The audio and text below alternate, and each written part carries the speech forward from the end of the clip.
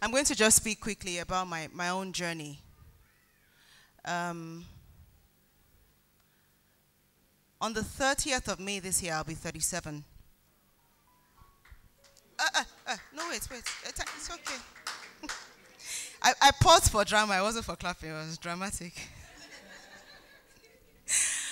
I'm going to be 37 years old. And it wasn't until, and I'd been writing my philosophies from when I was 13. I'm giving you numbers so you understand my journey. I started writing my philosophies when I was 13. I remember talking about life being a cycle from when I was 13. I remember talking about a man growing up, having a son, leading his son to be something different and the son becoming like him when I was 13. I remember it's a brown exercise book, but it was lost in Atlantic Hall. And I remember always wanting to write poetry. I remember that I first wrote poetry when I was about 16. Those words started putting rhythm to themselves, by themselves, when I was 16. But I only started performing poetry 4 or 5 years ago. So that's 20-something years of not pursuing my passion. And I'll tell you just a few things that happened along that line. My journey to being a senior associate in ACS is another hand of God that is just amazing. I wanted to study economics in school. Why? I found it easy. I liked jeans because I was a tomboy. So I liked jeans and braids and flat shoes. And I heard that every other profession, they needed to wear a skirt. I didn't want to wear a skirt. But there was someone playing basketball in a gym one day in Atlantic Hall, and we had an American PE teacher. And he came and he said, "You're all making so much noise. You can't be playing any sport." And apparently, at that age, I began to defend all the noisemakers. And the guy looked at me and he said, "Young lady, what do you want to be when you grow up?" I said, "I want to be an economist." He said, "Well, with the way you talk, you should be a lawyer." And I said, "God forbid." They wear skirts. And I applied for JAM. In Atlantic Hall, we all thought we were going to go abroad. We were ready. But you see, life happens, and my parents hit some financial crisis, and they couldn't. I was going abroad for holiday, for weekends, growing up. We would go on Friday, come back on Monday. That was my life. Paris, everywhere, just everywhere. That was my childhood. And then, when it seemed natural for me to just go to school abroad, my parents could not. And my parents are realists, so they sat me down and told me, "This is not going to happen. We can afford certain aspects of your foreign education. We can't afford certain aspects." And being the spoiled, posh child I was like, if you can't do the whole thing, I'm just going to stay here. And I stayed. And they said, "What do you want to study?" I said, "Economics," and I applied. And even though I passed JAM, I didn't get into school. And the second year, they said, "What do you want to do?" I said, "Economics." And my father went to Ilorin, drove to Ilorin to make sure that I got admission. And they told him, "I do not know why, but this child has to study law." My father said, "She doesn't want to study law. She stayed at home last year because she didn't want to study law. I can't tell her she can't stay at home this year." He said, put her name through." By that time, I had become born again. I was 19 years old. Understand, all my friends were abroad. I was the only one here. And I was 19 years old. So teenage years that are turbulent, where you're supposed to be forming yourself. I was there not understanding what was going on with my education, not understanding what was going on with my own life. And when the JAM result came out, and the admission letter came out, they not only wrote law, they wrote University of Ilorin. What is that? And I sat down on the floor in JAM office in Ikoyi here, and I was crying. I sat on the floor. I put my name in again. It came back, law. I put my name in again. I was hoping it would change, law. And when I got to university, different things happened. All kinds. You know, when you would just be in this crowd, they said, there's somebody here. Sister, you, God said. It kept happening. There's something on the inside of you, they said to me. It is more than your career. God has chosen law for you. This and this. And I was like, okay. Oh. So when I wrote my first year exam and there was one that was difficult, I just called them and told my mom, Shebi, I told you I didn't want to do law. I'm going to fail. Just so you know ahead of time. There's no... My mom said, hey, don't know, when you talk like this, it's usually true. But I failed that one. But they kept telling me that there's something on the inside of me. They kept telling me that there's something that is a gem, is a precious stone. It is bigger than anything I understand, but that God has chosen law for me. And then God started working in me. I didn't used to read for my exams. I used to read 2 weeks to the exams. I never did my revisions. I wasn't a good... I don't know how me and Biola are friends. I hated mathematics. It was a mutual relationship. It hated me. I hated it. We were good like that. You know? And I wasn't really studying. I was always in church, always in the choir. Okay, my hair is red now. My hair was orange then. Just one crazy girl in Ilorin wearing jeans, red hair, green nails, singing, rapping when I should be in class. But God told me something, and this is not for everybody, but this is for the people who are inadvertently, even sometimes, pursuing their passion. God told me, I will make sure that you do well in school. I chose this course for you. He told me, you will never go into the exam hall and have nothing to write. I myself will see to it. You see how I remember the words? He said, anything extra you get will be as a result of your studies. So I tried. To the point that in my 4th year, my dean told me that some girls had written a petition to ask them to investigate my results because they never saw me reading. They were sure that I was sleeping with lecturers. It was traumatizing. I used to cry. It was a petition written. And they named lecturers that I must have been sleeping with to get those scores. Why was it so painful? I was a born-again Christian. I believed that God will have my back. I believed that, you know those foolish virgins? I will enter, even though I'm not prepared. You know? And it was very painful for me. Now, what happened? They had only 50 forms for law school. And the dean said, we are going to just give it to the highest set of 50. I knew I wasn't going to come out with a 2-1 because I knew I wasn't really reading, remember? But they said, why did that crisis happen? You see, when God wants to vindicate you, events, circumstances, situations, they work on my behalf. There was crisis, only 50 forms. Okay. We had the whole class. They're going to just arrange it, the first 50. And my name was number 16. And all of those girls were going to the board, seeing my name, coming back. They were looking. I could see awe in their eyes because nobody even looked at me like brilliant. But I was the 16th best student in school. Even I did not know. And then I left school. I was supposed to go to work. I finished school. My mom said, you will say you won't practice now. You said because of me. I said, it's because of you I read. It's not because of you I read law. But I met a man, Shola Adekwetu, who would be my boss. And he asked me, what are you going to come out of school with? And I said, do you want reality or do you want fantasy? Should I tell you truth or should I tell you? I have both versions. He said, tell me the truth. I said, man, that school is hard. I think maybe I'll get a 2-2, blah, blah, blah. And then he said, why, Lord? Are you interested? I said, no, but this is what has been happening. God said he chose it, this one, that one, this one, that one. He said, then you must pursue it to a logical conclusion. Please write that down. If you have heard from God any instruction, even if you don't understand it, you must pursue it to its logical conclusion.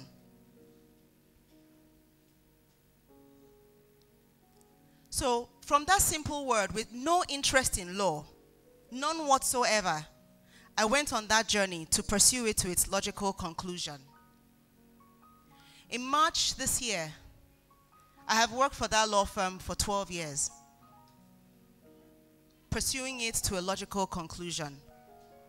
I have risen to a position of a senior associate in one of the top 3 internationally recognized law firms in Nigeria. I want you to understand what God does. In my department, I am the most senior. I'm the head of department of the Energy and Project Finance Law Group.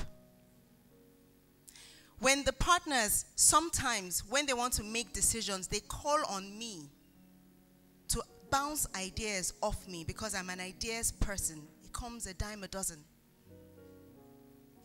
I am the head of the business development unit of that law firm, a girl who did not want to study law. A girl who did not want to study, period. But a friend of mine met me along the way and he asked me, this poetry thing, why aren't you doing something with it? And I said, oh, I don't have time. I'm very busy because Biola knows I can work till 3 a.m. in the morning. I've lost my eyes. I have white hairs. It's just the sacrifice that you have to make if you want to get to the top of your game. And when we're leaving university, they asked us, what do you want to do? I said, I don't know what I want to do because I didn't. I don't like to lie. I said, but in 10 years, I want to be at the top of my game. Anything that I am doing, emphasizing the victory of Jesus Christ in my life through diverse skills. It's in my book. On the 10th year, I marked it. I was already a senior associate. By my next promotion, I will be a partner in this prestigious law firm. There are 117,000, I think, lawyers in Nigeria. Amongst them, there are only 50 oil and gas lawyers, and I am one of them. In a country of 160 million people, I am one of 50 qualified oil and gas practitioners. I do not have Nigerian clients. You know, she said, evaluate yourself, because sometimes life will not give you an award and say you have achieved this. You have to write it down and see what you have achieved. Assess yourself. And when I was putting aside my poetry, I remembered my friend that said, passion does what it must. If it is passion, it does what it must. If it is your passion, you must do it. Events, circumstances, situation working in my favor. I met that guy, I met Reverend Paul, I met the man who would be my husband. And they asked me questions. What are you doing with your talent? You know when someone asks you a question, you don't have answer. Just start to ta-ta-ta-ta-ta-ta-ta. I was like, yeah, so, no, I write music. No, I used to write. I write. I was going round and round. Reverend, it is well. What I perceived the Lord telling me, I said, just, bottom line, do something about it. Then I met Tunde. Now, when she talked about surrounding yourself with the right people, even your life partners. Because at the time I was in another relationship where when I told the guy that I wanted to go and make jeans, which by the way, myself and Biola are now thinking of going ahead and doing, dreams don't die. When I told him I wanted to make jeans, he goes, offer this seamstress. Offer partnerships, this seamstress. He didn't understand that you can do all of it. You see, because we serve the all-potentate God. He feeds all of his children. So I abandoned poetry that period. Then shortly after, I met Tunde, who will be my husband. Yay. And we sat down in Roberts one day, and he said, so what do you like to do? I said, I write poetry, I write songs, I write so and so and so, because you want to put your good foot forward when you meet someone. You want to tell them, I'm this great, awesome person, isn't it? So I said, I write this, I write that. He goes, go on then, do something. I said, He said, do something. I said, I don't have my poems here. Sing. Hey. Do you know, He waited. I know he's quiet. So two of us were quiet for a long time. And I was like, so? He goes, yeah, so sing. So I sang in Robert's Cafe. And then I remembered a part of one of my poems, I think, and I said it to him. And he goes, so where are you doing this? And I said, nowhere. He goes, you need to find somewhere to do this. You need to find a platform. You need to find where your skills are needed. And you need to find where your skills can be harnessed. I need to find where your skills can be expressed. And you need to surround yourself with the right relationships.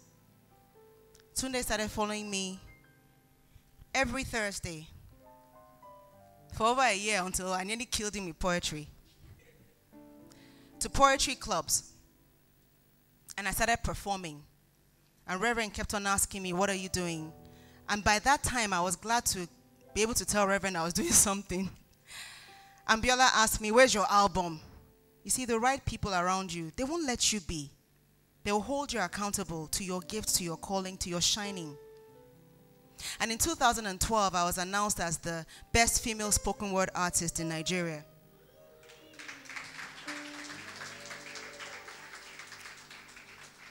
And in 2013, even though I didn't perform poetry for about 3 months because I was getting married, 6 months I think, or something, I was getting married and all of that, I was announced the best female spoken word artist in Nigeria, described as the one that holds her audience spellbound with every performance, ovations, every performance, messages, every performance, someone coming to tell me, you just made me change my mind about something, you see, because I have a message. And like they always said to me, there's something on the inside of me.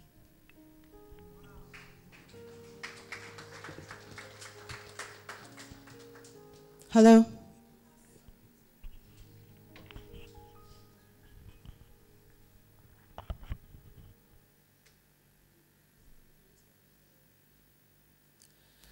There's something on the inside of me, this fire. It grabs a hold of me saying, Donna, come, be free. It tells me that you can be the greatest poet that ever lived, but there's something in society that keeps me captive. There's something on the inside of me, this fire. I was formed in the heart of Benin, blended in some Ijebode, made me unique in every way. The day I was born, heaven kissed earth and told it, here is my gift to you. He said, some are born, but this one was conceived as a dream come true. He said to me, princess, go out and shine today, but my country won't let birth's dreams see the light of day. Still, it's on the inside of me, this fire. So while I sit and scratch and save, the governing society tries to hold my mind slave. It makes me go from month to month, forgetting that my life is so much more. Princess that I am, slaving away, while fat politicians overdose on the national cake.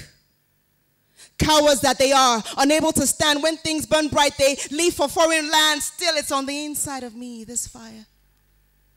You see, no one gave me national pride, so I have not learned to fight for my rights. No leader has ever died for me, so I do not know how to lay down my life. We are busy being Yoruba and Igbo and Hausa and 247 different ethnicities. So when a call is made for true Nigerians, we're asking who it is that they're calling.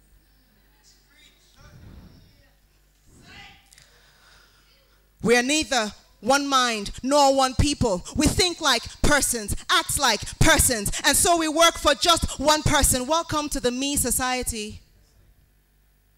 Still, it's on the inside of me, this fire.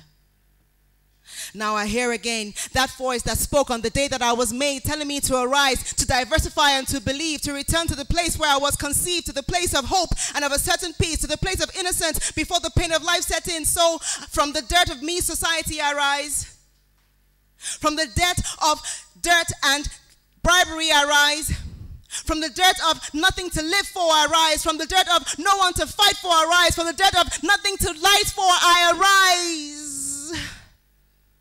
I become that better woman mothering the next generation.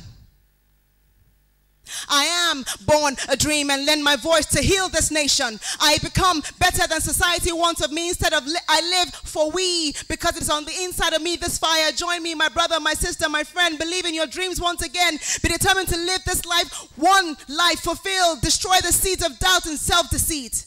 Let's build something worth living for our children. Come on. Go ahead, be bold, be sacrificial, be true to who you are. Go ahead and shine, you beautiful, bright and shining star. Let nothing stop you. Work your dreams daily. In all things, remember God, and in him stay holy. What is on the inside of you? What fire? Because there's something on the inside of me, this fire.